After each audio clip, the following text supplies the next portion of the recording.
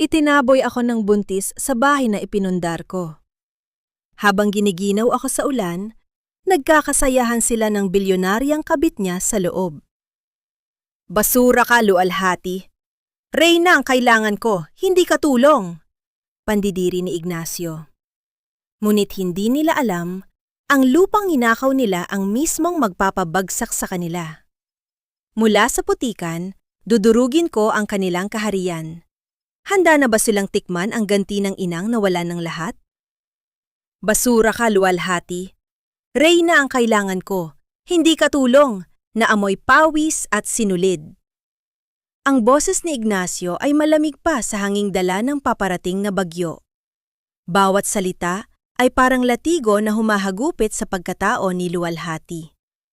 Nakatayo ang lalaki sa gitna ng sala. Suot ang mamahaling barong na gawa sa pinakamahusay na telang hinabi ni luwalhati. Ngunit ang tingin nito sa asawa ay puno ng pagkamuhi. Sa mga sandaling yon, ang nanginginig na mga kamay ni luwalhati ay maingat na may hawak na isang mangkok ng mainit na sabaw ng binakol. Iyon ang paboritong pagkain ni Ignacio na maingat niyang iniluto sa loob ng 3 oras, tinitiis ang usok at init sa kusina sa kabila ng kanyang iniindang pananakit ng likod at ang bigat ng kanyang 7 buwang tiyan. Ang usok mula sa sabaw ay humahalo sa kanyang luha, habang ang bango ng luya at tanglad ay tila naging amoy ng kamatayan sa kanyang pang-amoy. Ignacio, anong kasalanan ko? Ang tanong ni luwalhati ay halos pabulong. Ang kanyang lalamunan ay tila punong-puno ng mga bubog. Ibinigay ko ang lahat sa iyo, ang lahat ng kinikita ko sa paghahabi, ang lahat ng lakas ko, para maitayo ang kumpanyang yan, pati ang buhay ko. Isang nakakabinging tawa ang pinakawala ni Ignacio bago siya lumapit at tinabig ang kamay ni luwalhati. Ang mangkok ay bumagsak sa sahig, nagkadurog-durog ang porselana at tumapon ang mainit na sabaw sa paanan ni luwalhati. Ngunit hindi niya nararamdaman ang paso. Mas masakit ang hapdi sa kanyang dibdib. Yan ang problema sa iyo, luwalhati. Akala mo sapat na ang maging mabuting asawa.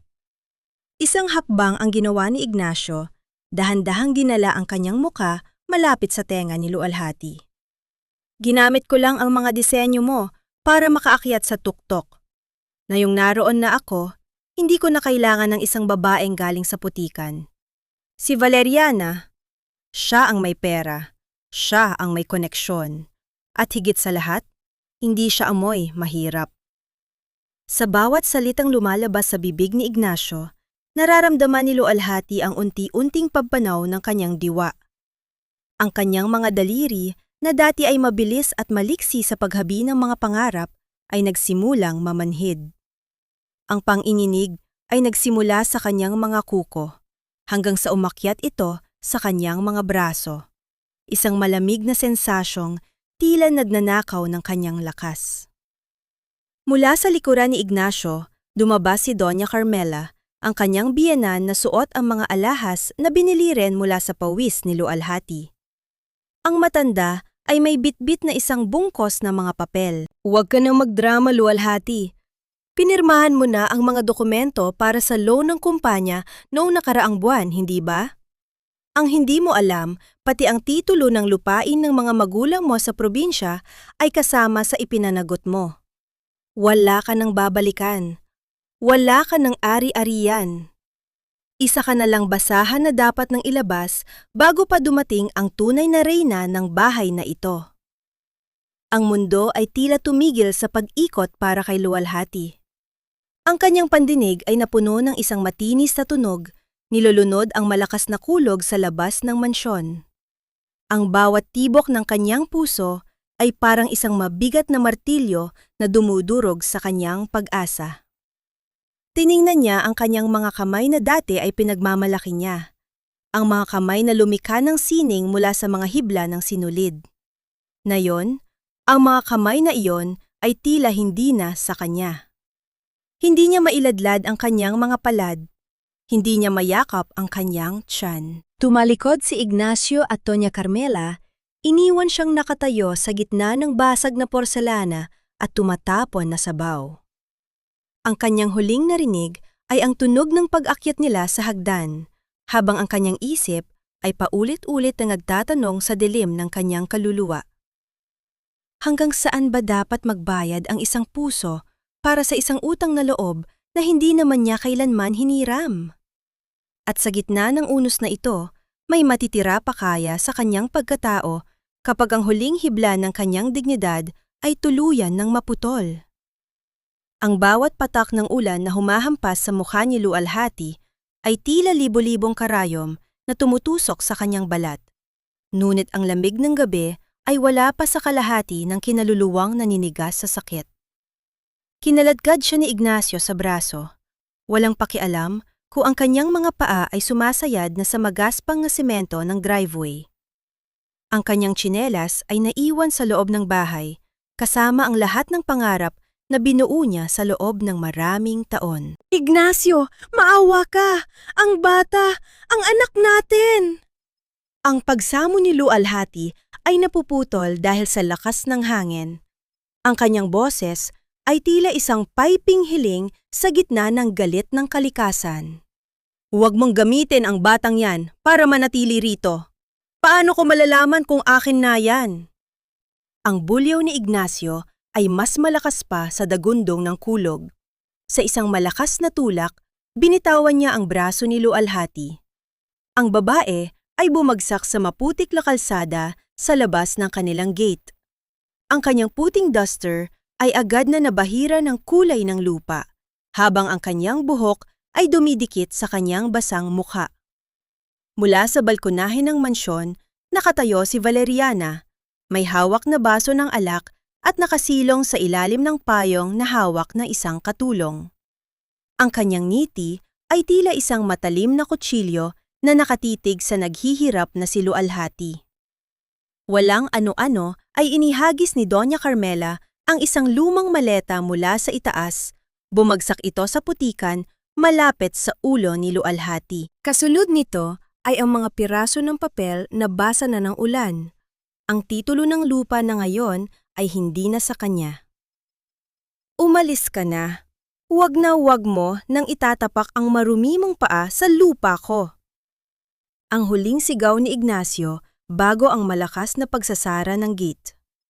Ang tunog ng bakal na naglalapat ay tila ang huling hatol sa buhay ni Lualhati. Mag-isa, sugatan, luhaan. Sinubukan ni Lualhati na tumayo, ngunit isang matalim na sakit ang gumuhit mula sa kanyang likuran hanggang sa kanyang puson. Ang kanyang mga kamay ay pilit na kumakapit sa kanyang tiyan, ngunit ang kanyang mga daliri ay tila naging mga sanga ng tuyong kahoy. Manhid, matigas, at ayaw sumunod sa kanyang utos. Habang naglalakad siya sa gitna ng dilim, bawat hakbang ay nag-iiwan ng bakas ng dugo na agad ding binubura ng ulan. Ang kanyang paningin ay nagsisimulang magdilim. Ang mga ilaw ng kalsada ay nagiging malalabo at tila malalayo. Sa kanyang isip, naririnig niya ang marahang tibok ng puso ng kanyang anak. Ngunit unti-unti, ang tibok na iyon ay humihina hanggang sa naging isang mahabang katahimikan. Bumagsak si Lualhati sa tabi ng isang lumang waiting shed. Ang kanyang huling nakita bago ang ganap na kadiliman ay ang kanyang sariling mga kamay na nakapatong sa kanyang tiyan. Mga kamay na hindi na niya maramdaman. Mga kamay na hindi na nakagawa ng paraan para iligtas ang kaisa-isang kayamanan na natitira sa kanya. Nang muling idilat ni Lualhati ang kanyang mga mata, ang puting kisame ng isang maliit na klinika ang bumungad sa kanya. Ang amoy ng gamot at alkohol ay sumakal sa kanyang hininga. Pumasok ang isang matandang doktor. Ang mukha nito ay puno ng lungkot habang nakatingin sa chart. Mrs., ginawa namin ang lahat, ang mahinang simula ng doktor. Ngunit ang stress at ang paghahulog mo, nawala ang bata. Walang salitang lumabas sa bibig ni Lualhati. Wala ring luha. Ang kanyang puso ay tila naging isang tuyong balon. Sinubukan niyang iangat ang kanyang kamay para takpan ang kanyang muka, ngunit ang kanyang mga braso ay nanatiling nakaratay sa gilid ng kama. Kahit anong pilit niya, ang kanyang mga daliri ay hindi gumagalaw. Ang pamanhid ay lumampas na sa kanyang balat. Pumasok na ito sa kanyang kaluluwa. May isa pa, Mrs. Pagpapatuloy ng doktor. Dahil sa matinding trauma, ang iyong mga kamay, ito ay tinatawag nating functional paralysis. Walang pisikal na pinsala, ngunit ang iyong isip ay ayaw na silang pakilusin. Isang mapait na ngiti ang sumilay sa labi ni Lualhati. Ang kumpanyang itinayo niya gamit ang mga kamay na iyon ay ninakaw sa kanya. Ang anak na dapat ay kakarguhin ng mga kamay na iyon ay wala na. Ngayon, pati ang kakayahang humawak ay kinuha na rin ng tadhana. Ano pa ang silbi ng isang manghahabi na wala nung pakiramdam ang mga kamay? Sa labas ng bintana, ang ulan ay tumigil na. Ngunit sa loob ng silid na iyon, ang bagyo sa buhay ni Lualhati ay tila nagsisimula pa lamang. Paano siya babangon kung ang kanyang tanging sandata ay naging kanyang sariling bilangguan? Ang lumang bus ay huminto sa gilid ng maalikabok na daan. Tila pagod na pagod sa mahabang biyahe mula sa syudad. Bawat uga ng sasakyan ay nagdudulot ng kirot sa katawan ni Lualhati. Ngunit ang mas matinding hapdi ay ang katotohanang bitbit niya. Ang kanyang mga pangarap na nauwi sa abo at ang kanyang mga kamay na nananatiling nakalaylay, walang buhay. Sinalubong siya ni Tita Flor sa bukana ng maliit na baryo ng San Isidro. Ang matanda ay agad na nagtakbo nang makita ang anyo ng pamangkin. Ang dating masigla at magandang si Lualhati ay tila isang anino na lamang ng kanyang sarili, namumutla at may mga matang wala ng ningning. Diyos ko, Lualhati! Anong ginawa nila sa iyo? Ang malakas na boses ni Tita Flor ay napuno ng pait at galit habang inaalalayan niya ang pamangkin. Ang maleta ni Lualhati ay magaang nakinuha ng matanda, habang ang kanyang mga braso ay mahigpit na pumulupot sa nanghihinang katawan ng babae. Dinala siya ni Tita Flor sa kanyang maliit na kubo na napapalibutan ng mga luntiang puno at amoy ng sariwang lupa. Inihanda ng matanda ang isang mangkok ng mainit na lugaw na may maraming luya. Kumain ka muna, anak. Huwag mo munang isipin ang mga hayop na yon. Narito ka na sa atin, sabi ni Tita Flor habang sinusubuan si Lualhati na parang isang bata. Nang matapos silang kumain, sinubukang abutin ni Lualhati ang baso ng tubig. Ngunit bago pa man dumikit ang kanyang mga daliri sa porselana, ang kanyang kamay ay muling nanginig ng malakas at nawalan ng kontrol. Bumagsak ang baso, nabasag at ang tubig ay kumalat sa sahig. Isang mahabang buntong hininga ang pinakawalan ni Lualhati. Ang kanyang muka ay napuno ng hiya at pagkamuhi sa sarili. Hayaan mo na yan, Lualhati. Maghihilom din ang lahat. Pag-alo ni Tita Flor, bagaman baka sa kanyang tinig ang pag-aalala. Kinabukasan, habang nakaupo si Lualhati sa hagdanan ng kubo at nakatingin sa malayo, napansin niya ang isang lalaking pababa mula sa bundok. Ang lalaki ay may bitbit na mga basket ng halaman at mga kahoy. Nakasuot ito ng kupas na damit at may isang malaking pilat na gumuguhit mula sa kanyang noo hanggang sa pisingi. Ngunit ang kanyang tindig ay may kakaibang bigat at awtoridad. Sino siya, Tita Flor? Mahinang tanong ni Lualhati. Si Isagani yan. Isang ermitanyo kung tawagin ng iba rito. Tahimik na tao, ngunit napakagaling sa mga halamang gamot. Siya ang tumutulong sa mga may sakit sa baryo nang walang hinihining kapalit. Paliwanag ni Tita Flor. Nagtagpo ang mga mata ni Lualhati at Isagani sa malayo. Hindi tulad ng ibang tao na tinitingnan siya ng may awa. Ang mga mata ni Isagani ay malamig, ngunit may lalim ng pag-unawa. Tila ba nakikita nito ang bagyong nagangalit sa loob ni Lualhati. Mabilis na umiwas ng tingin si Isagani at nagpatuloy sa paglalakad. Ngunit bago siya tuluyang lumayo, may iniwan siyang isang balot ng mga sariwang ugat at dahon sa ibabaw ng malaking bato malapit sa bakuran ni Tita Flor. Nang gabi ring yon, habang ang buwan ay nakasilip sa bintana, narinig ni Lualhati ang banayad na kaluskos ng mga dahon sa labas. Sinubukan niyang iangat ang kanyang ulo para tingnan kung sino yon.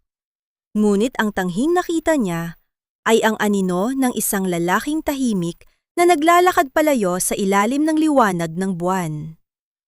Sa ibaba ng kanyang bintana, may isang bagong balot ng mga halaman na may kakaibang bango, isang amoy na tila nagbibigay ng kaunting liwanag sa kanyang madilim na mundo. Sino ang lalaking ito na may pilat sa mukha?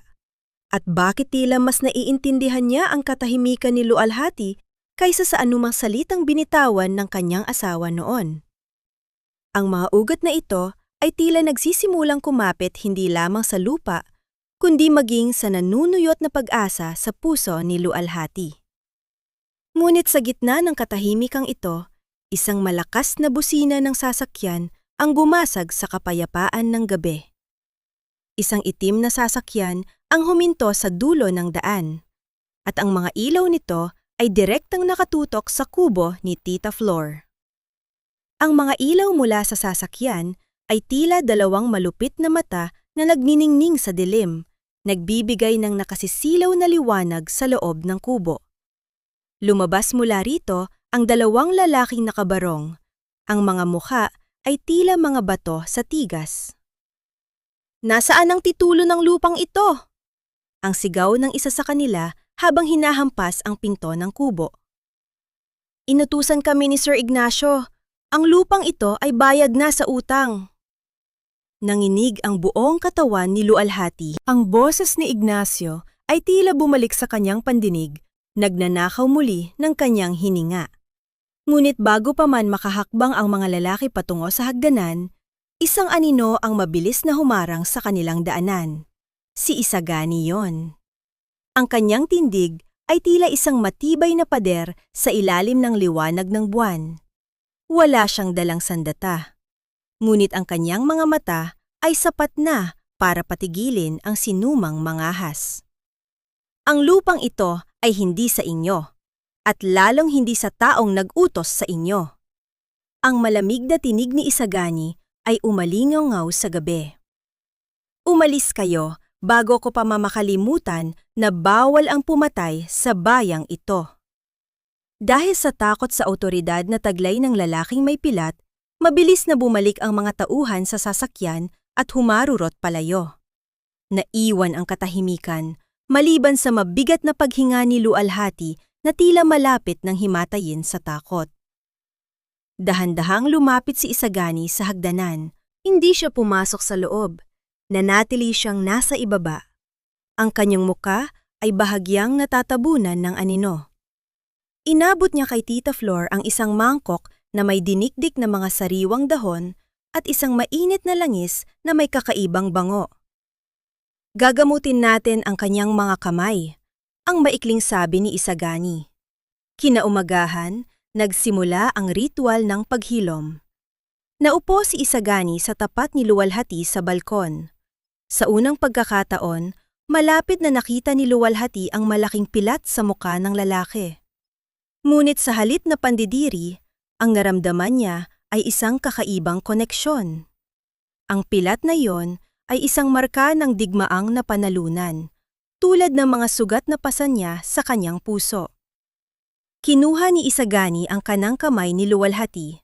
Ang balat ng lalaki ay magaspang, ngunit ang kanyang hawak ay kasing lambot ng seda. Sinimula niyang pahiran ng mainit na langis ang bawat daliri ni Lualhati. Dahan-dahang hinahaplos ang bawat sugat at bawat ugat. "Huwag mong pilitin ang iyong isip na gumalaw," bulong ni Isagani habang patuloy ang kanyang marahang pagmasahe. "Hayaan mong ang iyong katawan ang makaalala sa init ng araw at sa lamig ng hangin. Ang iyong mga kamay ay hindi papatay, Lualhati. Natutulog lang sila dahil sa sobrang pagod sa pagdadala ng iyong sakit. Sa bawat haplos ni Isagani, nararamdaman ni Lualhati ang isang kakaibang init na dumadaloy sa kanyang mga braso. Hindi ito katulad ng nakapapapasong sabaw ni Ignacio. Ito ay isang init na tila bumubuhay sa mga natutulog na selula ng kanyang pagkatao. Sa unang pagkakataon, sa loob ng mahabang panahon, nakaramdam siya ng kilig. Hindi dahil sa langman, kundi dahil sa pakiramdam na siya ay ligtas at pinahahalagahan bilang isang tao. Nawala ang anak ko, Isagani. Ang pag-amin ni Lualhati ay lumabas na parang isang hitbi. Ang mga kamay na ito, hindi man lang siya nayakap. Huminto si Isagani sa kanyang paghaplos. Tumingin siya ng diretso sa mga mata ni Lualhati. Ang iyong anak ay hindi nawala dahil sa iyong mga kamay. Siya ay naging bahagi na ng hangin at ng lupa na nakapaligid sa iyo. At balang araw, gagamitin mo ang mga kamay na ito para lumikha ng isang bagay na mas maganda kaysa sa anumang sakit na pinagdaanan mo. Isang munting himala ang nangyari ng hapon na iyon. Habang idinidiin ni Isagani ang kanyang hinlalaki sa palad ni Lualhati, naramdaman ng babae ang isang munting kiliti. Isang maliit na kislot mula sa kanyang hintuturo. Hindi ito malaki, ngunit sapat na iyon para mag-unahan ang mga luha sa kanyang mga mata. Gayunpaman, sa gitna ng pag-asang ito, napansin ni Lualhati ang isang bagay sa leeg ni Isagani habang ito ay nakayuko. Isang mamahaling kwintas na may gintong singsing na nakasabit. Isang singsing na may tatak ng isang pamilyang kilala sa buong bansa. Bakit ang isang taong may ganitong kayamanan ay namumuhay sa gitna ng kagubatan? At ano ang kaugnayan niya sa mundong pilit na tinatalikuran ni Lualhati? Bago pa man siya makapagtanong, isang sulat ang inilapag ni Tita Flor sa mesa. Isang formal na liham mula sa bangko. Ang huling babala para sa kompitasyon ng lupain. Kung hindi sila makabayad sa loob ng isang linggo, tuluyan ng kukunin ni Ignacio ang tanging tahanan na natitira sa kanila. Ang bawat segundo ay tila isang mabigat na patak ng ulan sa bubungan ng kubo habang binabasa ni Lualhati ang sulat mula sa bangko. Ang pangalan ni Ignacio ay nakasulat doon ng malaki. Isang paalala ng kanyang kasakiman na tila walang hangganan. Isang linggo. Isang linggo na lamang at mawawala na ang lahat kay Tita Flor dahil sa kanyang pagkakamali. Hindi ko hahayaang mangyari ito. Ang mahinang bulong ni Lualhati, bagaman ang kanyang mga kamay ay bahagya pa ring nanginghinig. Tumingin siya kay Isagani na noon ay tahimik na naghahanda ng isang banga ng kakaibang likido. Ito ay katas ng isang pambihirang ugat na kulay ginto, na ayon kay Isagani ay matatagpuan lamang sa pinakamalalim na bahagi ng kagubatan kung saan ang lupa ay busog sa mineral. Isagani, kailangan kong humabi muli, sabi ni Lualhati nang may determinasyong hindi pa naririnig ng lalaki noon. Ito lang ang tanging paraan. Hindi sumagot si Isagani.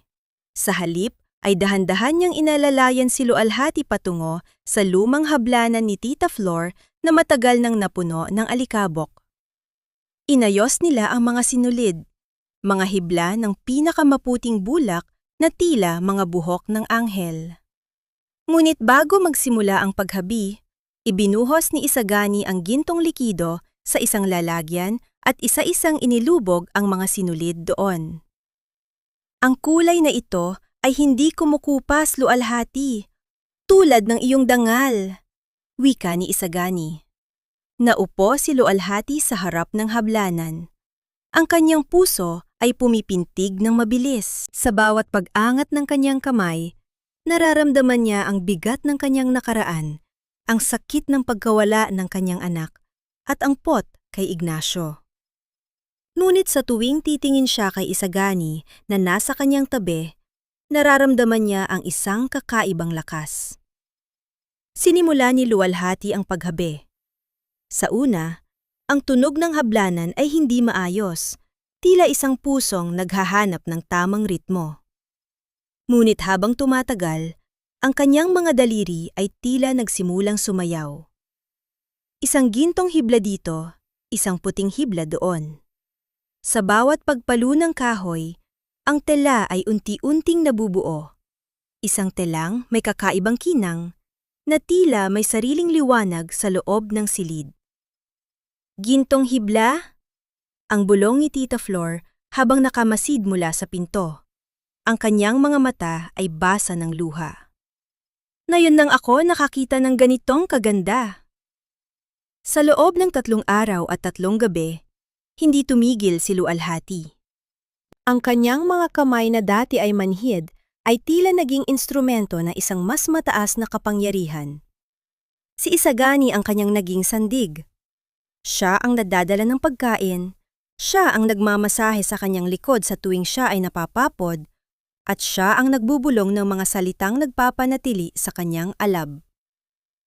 Nang matapos ang unang piraso, dinala ito ni Tita Flor sa isang prestiyosong exhibit sa kalapit na bayan, kung saan nagtitipon ang mga pinakamayayamang kolektor ng sining. Hindi alam ni Luwalhati na ang bawat hibla ng tilang iyon ay magiging mitya ng isang malaking pagbabago. Isang hapon, habang nagpapahinga sila sa ilalim ng puno ng nara, iniabot ni Isagani ang kanyang cellphone kay Luwalhati. Isang artikulo sa internet ang bumungad sa kanya. Ang misteryosong gintong hibla ng San Isidro, isang obra maestra na nagpabilib sa mundo. Ang presyo ng unang piraso ay sapat na para bayaran ang 10 beses na halaga ng utang sa bangko. Napaiyak si Luwalhati sa tuwa. Niyakap niya si Isagani nang hindi nag-iisip at sa pagkakataong yon, hindi lumayo ang lalaki. Naramdaman ni Luwalhati ang tibok ng puso ni Isagani, isang tibok na tila nagsasabing hindi na siya mag-iisa kailanman. Ngunit ang kagalakang yon ay agad na napalitan ng kaba nang ilipat ni Luwalhati ang pahina ng balita. Isang larawan ni Ignacio at Valeriana ang nakalagay doon. Ang kanilang kumpanya ay nahaharap sa isang malaking iskandalo. Ang kanilang mga tela ay napatunayang may halong chemical na nagdudulot ng malalang sugat sa balat ng mga mamimili. Sila ay bagsak, desperado at naghahanap ng paraan para makabangon. At sa ibaba ng artikulo, may isang quote mula kay Ignacio. Hahanapin namin ang lumikha ng gintong hibla. Siya ang magliligtas sa aming kumpanya. Lumingon si Luwalhati kay Isagani. Ang kanyang mga mata ay puno ng takot. Isagani, hahanapin nila ako. Hindi nila ako titigilan. Tumingin si Isagani sa malayo. Ang kanyang mukha ay tila naging kasing tigas ng bato. Ang gintong singsing sa kanyang leeg ay kumikinang sa ilalim ng araw. Hayaan mo silang pumarito, Luwalhati. Hindi nila alam na ang kanilang hinahanap ay ang mismong tao na winasak nila. At sa pagkakataong ito, ako ang sisiguro na wala na silang kukunin pa sayo. Sino ba talaga si Isagani? At sapat ba ang gintong hibla para maprotektahan ang bagong buhay na kanyang hinabe mula sa mga lubong paparating? Ang marangyang opisina ni Ignacio na dati ay simbolo ng kanyang kapangyarihan ay tila naging isang kulungan ng mga pangarap na nabubulok. Ang hangin sa loob ay mabigat, puno ng amoy ng mamahaling alak at ang masangsang na bango ng pabango ni Valeriana na ngayoy humahalo sa kaba at tensyon. Wala na tayong pera, Ignacio. Ang mga investors ay isa-isang gumabitiw. Ang boses ni Valeriana ay matinis. Bawat salita ay tila isang tuka ng buitre. Ang mga tela nating galing sa China ay napatunayang may lason. Ang mga balat ng mga kliyente natin ay naglalatay at ang mga demanda ay nagdaratingan na parang baha. Isang malakas na kalabog ang umalingawgaw sa silid nang ihagis ni Ignacio ang kanyang baso sa pader. Ang porselana ay nagkadurog-durog tulad ng kanyang dignidad. Ang kanyang muka ay namumula, ang mga mata ay lula sa puyat at alak. Tumigil ka, Valeriana. Ginagawa ko ang lahat. Ang bulyaw ni Ignacio. Hahanapin ko ang gumagawa ng gintong hibla na yon. Sabi ng mga eksperto, yun lang ang telang may kakayahang magpagaling ng balat dahil sa natural na kulay nito. Kapag nakuha natin ang formula, mababawi natin ang lahat. Mula sa pintuan, pumasok si Doña Carmela. Ang kanyang buhok ay bahagyang gulo at ang kanyang mga mamahaling alahas ay tila hindi na nagbibigay ng ningning sa kanyang maputlang muka. Anak, ang bangko, kinuha na nila ang ating mga sasakyan at ang mansyon, may notice na rin ng foreclosure.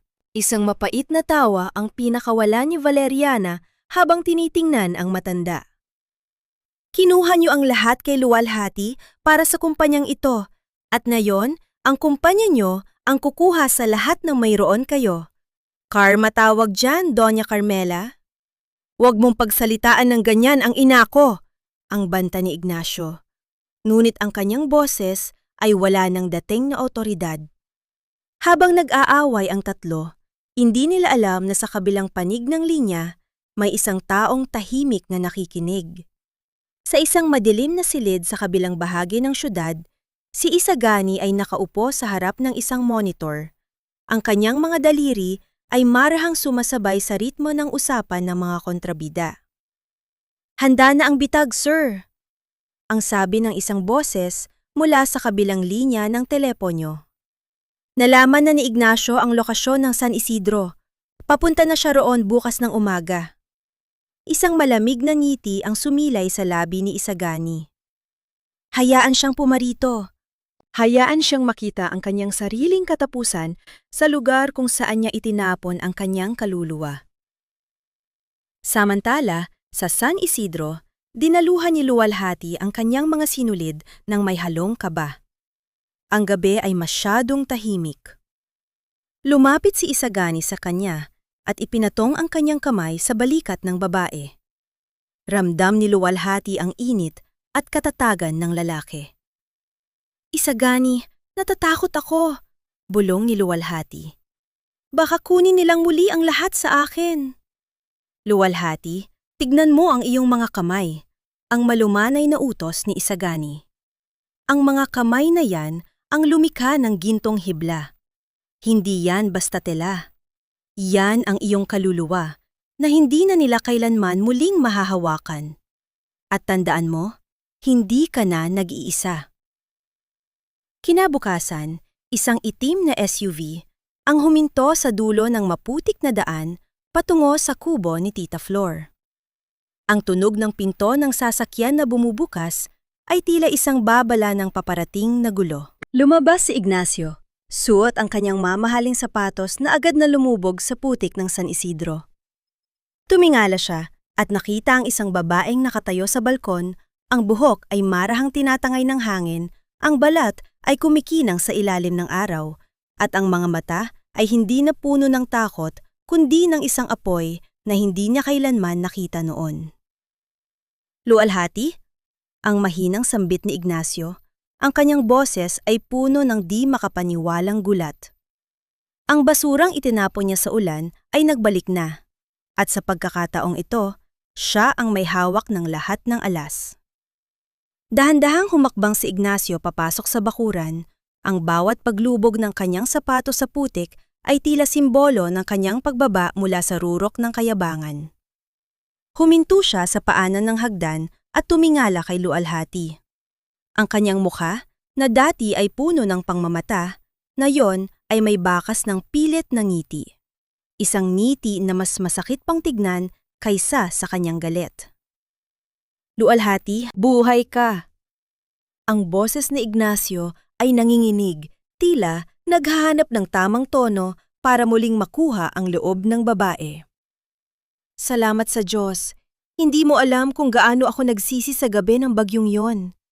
Hinahanap kita, luwalhati. Araw-araw kitang hinahanap."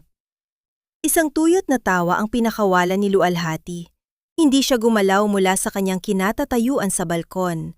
Ang kanyang mga kamay ay marahang nakapatong sa kahoy na gabay. Mga kamay na ngayon ay matatag at hindi na nangiinig. Hinahanap mo ako, Ignacio? O hinahanap mo ang gintong hibla na magiligtas sa kumpanya mong nabubulok na? Ang bulyaw ni Lualhati.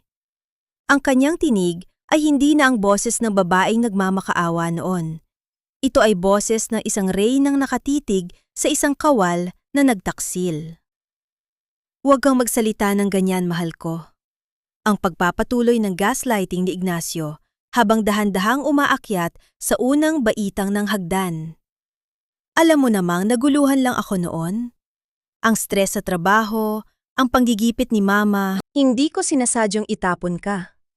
At ang bata, ang anak natin, gabi-gabi ko siyang iniiyakan. Sa pagbanggit ni Ignacio sa kanyang anak, ang apoy sa mga mata ni Lualhati ay tila naging isang nagniningas na inferno. Huwag na huwag mong babanggitin ang anak ko. Wala kang karapatang tawagin siyang anak matapos mo kaming iwan sa gitna ng baw na parang mga basura. Wala kang karapatang umiyak dahil ang bawat luha ko noon ay sapat na para lunuring ka. Biglang nagbago ang anyo ni Ignacio. Nang makitang hindi gumagana ang kanyang pag-arte, ang kanyang mga mata ay nanliit at ang kanyang tunay na kulay ay lumabas. Tumayo siya ng tuwid at itinuon ang kanyang tingin sa mga telang nakasampay sa likuran ni Lualhati. Sige, tapusin na natin ang drama. Ang malamig na sabi ni Ignacio. Ibigay mo sa akin ang formula ng pangkulay at ang technician sa paghahabi ng gintong hibla. Bilin yon ng bangko. Isasampa ko ang kasong estafa laban sa iyo dahil sa mga utang na pinirmahan mo noon kung hindi ka susunod. Mapupunta ka sa kulungan, Lualhati. At sa pagkakataong ito, walang lilitaw na himala para iligtas ka. Lumabas si Tita Flor mula sa pinto. May hawak na isang matalim na itak na ginagamit sa pagtabas ng damo. Subukan mong lumapit sa pamangking ko, Ignacio. At sisiguraduhin kong hindi ka na makakalabas ng baryo ito nang buo ang mga paa. Tumabi ka, matanda, ang singhal ni Ignacio. Humakbang siya ng mabilis patungo kay Lualhati at hinawakan ng marahas ang kanyang braso. Akin ang tilang ito. Akin ang lahat ng nililikha mo dahil asawa pa rin kita sa batas. Napaatras si Lualhati. Ang kanyang puso ay bumibilis ang tibok. Ang hapdi ng pagkakahawak ni Ignacio ay tila nagnanakaw muli ng kanyang lakas. Ang anino ng kanyang trauma ay tila lumalamon sa kanyang tapang. Ngunit bago pa man mahila ni Ignacio si Lualhati pababa, isang malakas na tunog ng pagbagsak na isang mabigat na bagay sa lupa ang gumasag sa tensyon. Huwag mong subukang hawakan ang babaeng pag-aari ng asyendang ito. Ang boses ay hindi malakas, ngunit ito ay may bigat na tila isang hatol mula sa langit. Sabay-sabay silang lumingon sa ibaba ng hagdan. Doon, nakatayo si Isagani. Ang kanyang mukha ay tila isang eskultura ng galit at awtoridad. Ang kanyang mga mata, na dati ay payapa, ngayon ay naglalabas ng isang nakakikilabot na liwanag. Binitawan ni Ignacio ang braso ni Lualhati. Ang kanyang mukha ay napuno ng pagtataka habang nakatingin sa lalaking may pilat. At sino ka naman? Isang hamak na magsasaka? Huwag kang makialam dito kung ayaw mong mabulok sa putikan. Isang hakbang ang ginawa ni Isagani patungo sa liwanag, at ang gintong singsing sa kanyang leeg ay kuminang ng napakatindi, tila sumasalamin sa kanyang tunay na kapangyarihan. Isang mapang-uyam na tawa ang pinakawala ni Ignacio habang tinitignan ang dumi sa paanan ni Isagani. Sino ka ba sa akala mo? Isang ermitanyong may pilat na tagapagtanggol ng isang basurang tulad niya? Umalis ka sa daanan ko bago ko patawagan ng mga pulis. Hindi kumislot si Isagani. Ang kanyang mga mata ay nanatiling nakatitigmang diretso sa mga mata ni Ignacio. Isang titig na tila tumatagos sa kaluluwa ng huli. Dahan-dahang inabot ni Isagani ang kanyang bulsa at inilabas ang isang piraso ng papel na may tuyong selyo ng bangko. Ang mga pulis? Sige, tawagan mo sila. Ang malamig na hamon ni Isagani. Ngunit bago mo gawin yan, basahin mo muna ito. Ako ang bumili ng lahat ng utang mo sa bangko noong nakaraang linggo. At ang lupang kinatatayuan mo ngayon? Hindi na ito collateral ng kumpanya mo. Ito ay pag-aari ko na. Nanlaki ang mga mata ni Ignacio. Kinuha niya ang papel at binasa ang pangalan ng nakapirma sa ibaba. Ang kanyang mga kamay ay nagsimulang manginig at ang kanyang mukha ay nawalan ng kulay. Isagani de la Merced, ang nag-iisang tagapagmana ng De La Merced Financial Group? Hindi maaari. Isang alamat lang ang taong yan. Sabi nila ay nawawala siya. Hindi ako nawawala, Ignacio. Nagtatago lang ako sa mga taong kasing dumi mo. Ang boses ni Isagani ay tila isang dumadagundong na kulog sa pandinig ni Ignacio. At ang babaeng tinatawag mong basura? Siya ang nag-iisang sining na hindi mo kailanman maiintindihan. Ang bawat hibla ng gintong hibla ay katumbas ng 10 kumpanya mo. Lumapit si Isagani sa hagdanan at inialay ang kanyang kamay kay Lualhati. Sa harap ni Ignacio, dahan-dahang hinawakan ni Lualhati ang kamay ng lalaking may pilat. Ang init ng palad ni Isagani ay tila isang balute na nagpawi sa lahat ng takot ni Lualhati. Ngayon, umalis ka na sa lupang ito. Ang utos ni Isagani, ang kanyang boses ay puno ng kapangyarihan. At tandaan mo ito. Simula sa araw na ito, ang bawat sentimong kikitain mo ay dadaan sa kamay ko bago makarating sa iyo. Sisiguraduhin kong mararamdaman mo ang bawat gutom at bawat lamig na pinaramdam mo kay Lualhati sa gitna ng bagyo. Napaatras si Ignacio. Ang kanyang katawan ay tila nawala ng buto. Ang kanyang kayabangan ay natunaw na parang asin sa ulan. Tumiin siya kay Lualhati, umaasang makakita ng kahit katiting na awa, ngunit ang tanging nakita niya ay ang isang babaeng matatag na nakatayo sa tabi ng isang higante. Lualhati, parang awa mo na, ang bulong ni Ignacio. Ngunit bago pa man niya matapos ang kanyang salita, tinalikuran na siya ni Lualhati. Isang itim na sasakyan ang mabilis na dumating sa dulo ng daan. Ngunit hindi ito ang sasakyan ni Ignacio. Ito ay ang mga tauhan ni Isagani na dumating para kunin ang huling piraso ng katotohanan.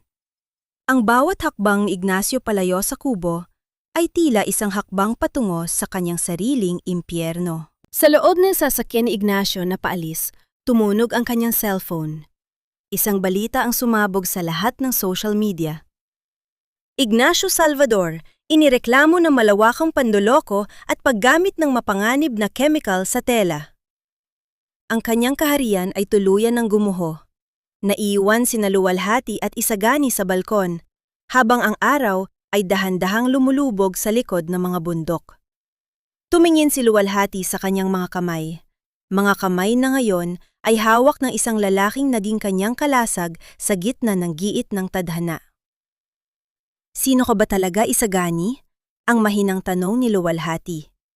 Hinalikan ni Isagani ang mga daliri ni Lualhati, isang halik na puno ng respeto at pangako. Ako lang ang lalaking handang maging anino mo, para ikaw ang lagi maging liwanag, Lualhati. Ngunit sa gitna ng tagumpay na ito, may isang anino pa ring nakatitig sa kanila mula sa malayo. Isang aninong puno ng poot at ingit. Si Valeriana ay hindi pa tapos at ang kanyang huling baraha ay isang lihim na maaaring sumira sa kapayapaang kapwa pa lang nilang nahanap.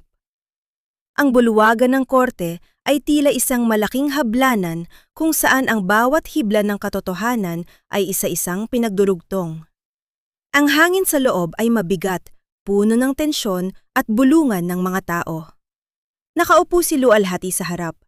Ang kanyang likod ay matuwid at ang kanyang suot na barong na gawa sa gintong hibla ay tila naglalabas ng sariling liwanag, isang simbolo ng kanyang muling pagkabuhay mula sa abo. Sa kabilang panig, nakaupo si Ignacio. Wala na ang kanyang mamahaling Amerikana. Ang kanyang suot ay isang kupas na polo at ang kanyang mga mata ay lula sa takot. Sa tabi niya ay si Doña Carmela. na pilit na nagtatago sa likod ng kanyang panyo, humihitbi ng walang luha para makuha ang awa ng publiko. Tinatawag ang saksi si Lualhati Salvador. Ang boses ng tagapagdaloy ng korte ay umalingaw-ngaw. Tumayo si Lualhati. Ang bawat hakbang niya patungo sa witness stand ay tila isang pagtapos sa mahabang gabi ng kanyang pagdurusa. Nang ilapag niya ang kanyang kamay sa Biblia, naramdaman niya ang init ng tingin ni Isagani mula sa madla. Ang lalaking may pilat ay tahimik lang na nakaupo, ngunit ang kanyang presensya ay nagsisilbing anchor ni Lualhati sa gitna ng unos. Mrs., totoo ba na ang iyong pirma sa dokumentong ito ay wad? Tanong ng abogado ni Isagani. Opo, ang boses ni Lualhati ay malinaw at matatag. Hindi ko kailanman isusugal ang lupain ng aking mga magulang. Ang pangarap ko ay bumuo ng buhay, hindi sumira ng kinabukasan. Iniharap ng abogado ang isang handwriting expert. Sa bawat paliwanag ng eksperto, ang mukha ni Ignacio ay lalong namumutla. Lumabas ang katotohanan. Si Doña Carmela ang nag-utos sa isang tauhan na gayahin ang pirma ni Lualhati habang ang babae ay abala sa pag-aalaga sa kumpanya. Pagsisinungaling yan! Mahal ko ang manugang ko! Ang biglang sigaw ni Doña Carmela. Ngunit mabilis siyang pinatahimik ng hukom. Hindi nagtagal, ipinakita rin ang mga dokumentong nagpapatunay sa ilegal na paggamit ng chemical sa kanilang mga tila. Isang dating tauhan ni Ignacio ang tumayo at nagtestigo tungkol sa kung paano binaliwala ni Ignacio ang kaligtasan ng mga mamimili para lamang sa kita. Ang bawat salita ng saksi ay tila isang pako sa kabaong ng karera ni Ignacio. Habang nangyayari ang paglilitis, isang kaguluhan ang naganap sa labas ng korte. Si Valeriana ay nahuli ng mga awtoridad sa airport. Sinubukan niyang tumakas bitbit ang natitirang pera ng kumpanya, ngunit dahil sa mabilis na koordinasyon ng mga tauhan ni Isagani, hindi siya nakalampas sa immigration. Ang kanyang pag-aresto ay naging mitsa ng huling pagbagsak ng kumpanyang itinayo sa kasinungalingan. Ibinaling ng hukom ang kanyang tingin kay Ignacio. Ignacio Salvador, base sa mga ebidensyang iniharap, ang korteng ito ay kinikilala kang guilty sa kasong falsification of public documents at estafa. Pinapawalang bisa rin ng korteng ito ang iyong kasal kay Lualhati dahil sa napatunayang panlilinlang at pantataksil. Isang malakas na tunog ng maso ang pumutol sa katahimikan. Hustisya! Ang mahinang bulong ni Lualhati. Pakiramdam niya ay may isang mabigat na tanikala ang nakalas mula sa kanyang leeg. Tumingin siya kay Ignacio na ngayon ay pinupusasan na ng mga pulis. Ang lalaking minsan niyang minahal ng higit sa kanyang sarili ay tila isang estranggero na lamang, isang maliit at kaawa-awang nilalang na nilamon ng kanyang sariling kasakiman. Nang lumabas si Lualhati sa korte, sinalubong siya ng mainit na sikat ng araw. Huminto siya sa harap ni Doña Carmela na ngayon ay nakaupo sa sahig ng koridor, rumirehistro ang sukdulang kahihiyan sa kanyang muka. Lualhati, anak, parang awa mo na. Wala na kaming matitirhan.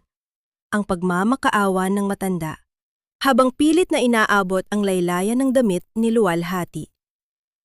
Tumingin si Lualhati sa kanyang dating biyenan.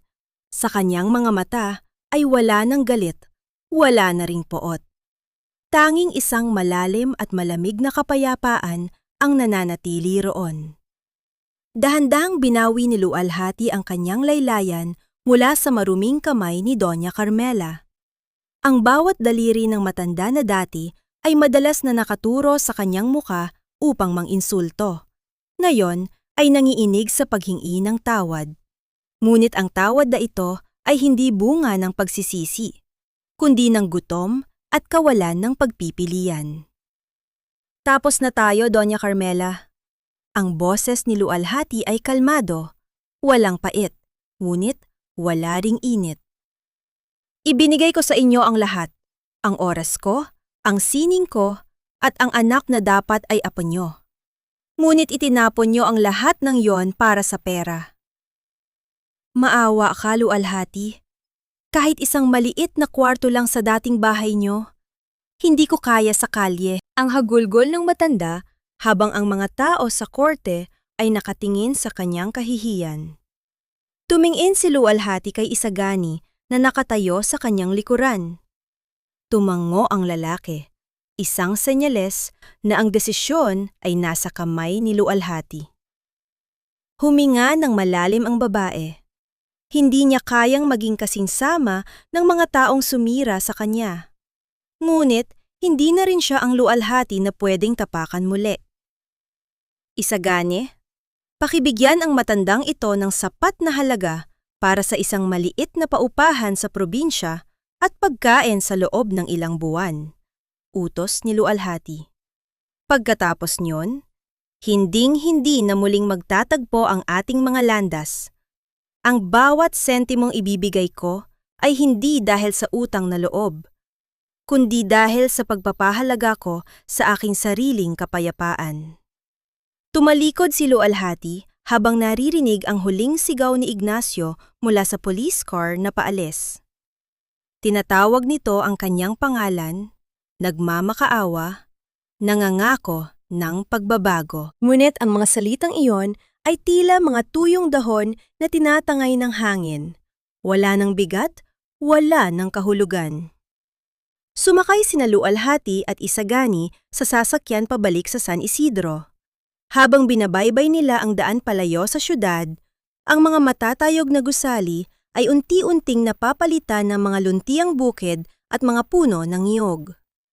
Ang bawat milya na layo nila sa syudad ay tila isang tinik na nabubunot sa puso ni lualhati. Isagani, salamat, mahinang sabi ni lualhati habang nakasandal ang kanyang ulo sa balikat ng lalaki. Wala kang dapat ipagpasalamat, lualhati. Ikaw ang nagligtas sa sarili mo. Sagot ni Isagani habang hinahawakan ang kanyang kamay. Ginamit ko lang ang aking yaman para buksan ang pintuan, ngunit ikaw ang naglakas loob na dumaan doon. Pagdating nila sa burol sa San Isidro, kung saan tanaw ang buong baryo at ang kumikinang na dagat, itinigil ni Isagani ang sasakyan. Naglakad sila patungo sa ilalim ng isang malaking puno ng nara. Ang hangin ay amoy damo at kalayaan. Dito, sa gitna ng katahimikan ng kalikasan, lumuhod si Isagani sa harap ni lualhati. Inilabas niya ang ginto singsing na matagal niyang itinatago sa kanyang leeg, ang singsing ng mga Dela Merced. Lualhati, ang pilat sa mukha ko ay marka ng aking nakaraan at ang mga sugat sa puso mo ay marka ng iyong katapangan. Ang boses ni Isagani ay puno ng pagsinta. Hindi ko maipapangako ang isang buhay na walang pagsubok, ngunit maipapangako kong sa bawat hibla ng ating bukas, ako ang magiging katuwang mo sa paghabi. Papayay ka bang maging asawa ng isang lalaking nahanap ang kanyang tahanan sa iyong mga bisig? Umapaw ang luha sa mga mata ni lualhati. Hindi luha ng sakit, kundi luha ng ganap na kaligayahan. Isinuot ni Isagani ang singsing sa kanyang daliri.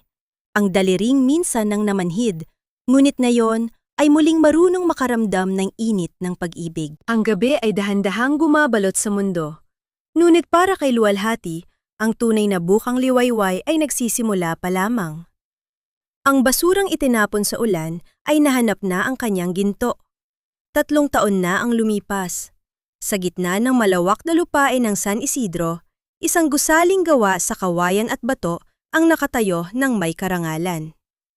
Ito ang bahay hablon ni lualhati, isang kooperatiba na nagsisilbing kanlungan para sa mga kababaihang dumaan sa iba't ibang unos ng buhay.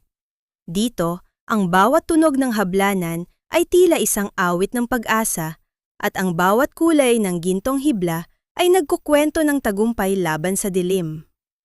Nakatayo si lualhati sa harap ng bintana ng kanyang opisina. Pinagmamasdan ang mga kababaihang masayang nagtatawanan habang nagtatrabaho. Wala na ang kanyang mga luha. Wala na ang kaba sa kanyang dibdib. Ang kanyang mga kamay ay muling naging maliksi.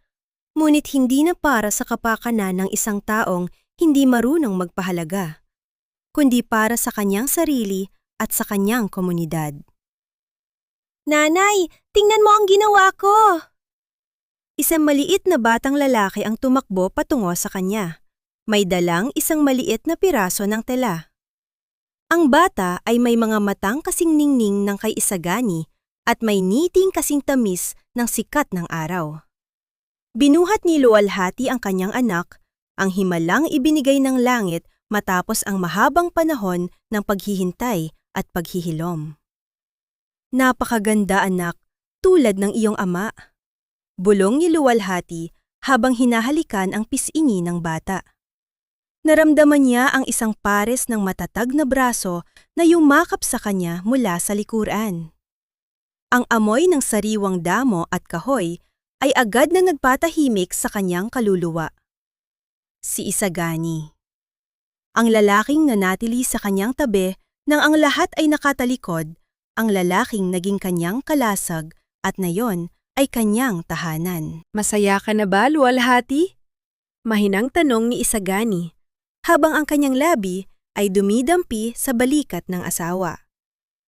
Higit pa sa inaasahan ko, Isagani.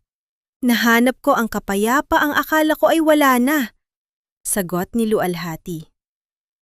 Sa malayo, sa loob ng pader ng isang madilim na selda, si Ignacio ay tumatanda na mag-isa.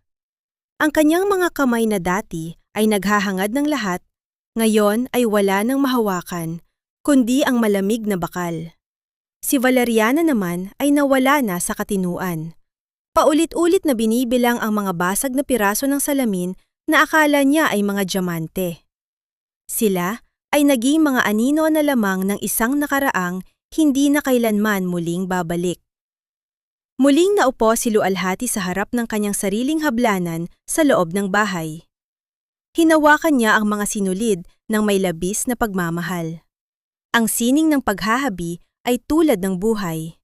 May mga pagkakataong ang sinulid ay napuputol. May mga pagkakataong ang kulay ay nagbubuhol-buhol.